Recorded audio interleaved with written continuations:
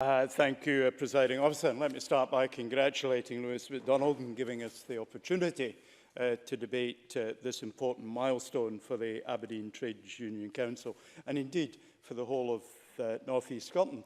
It's always as well to remember what the world looked like in 1868. It was actually the year the first TUC Congress took place in Manchester. It was the last year in which penal transportation to Australia took place, and it was the last year in which there was a public hanging. And across the water in the United States, the 14th Amendment to the American Constitution was passed, which gave freed slaves citizenship of the United States. A very different world from the world in which we live today. But it is still a relevant matter that the Trades Council continues to operate after 150 years, continuing to promote and improve economic and social conditions for working people.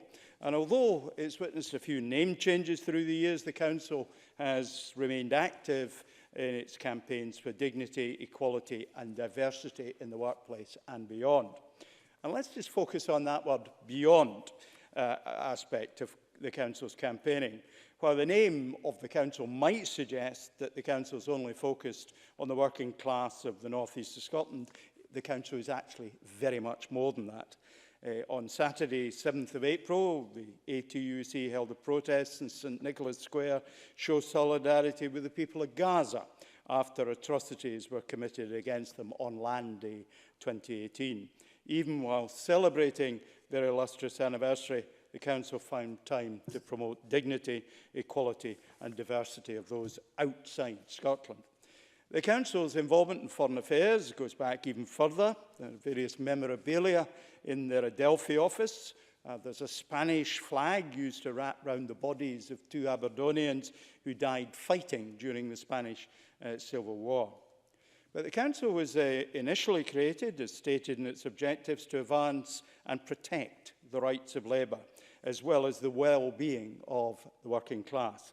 And to do this, the Council took active roles, Lewis MacDonald has referred to some of them, in the trade and in municipal matters within Aberdeen, at a point where there were quite limited opportunities for ordinary folk to participate in the democratic process.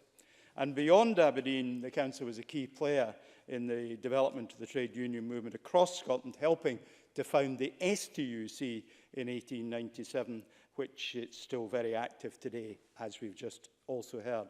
And as we've heard, Jimmy Milne and others have been senior officials in the STUC.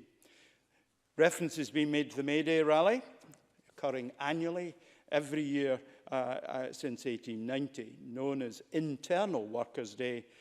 People across the globe take to the streets in celebration of labourers and the working class. That's solidarity demonstrated for many, many years.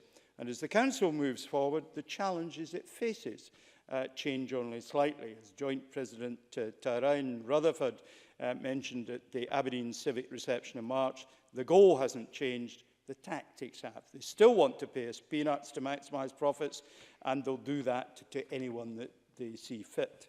Victorian men and women showed up at the factory with no guarantee of work or pay are not much different than the workers at Deliveroo who race one another to get people's food orders.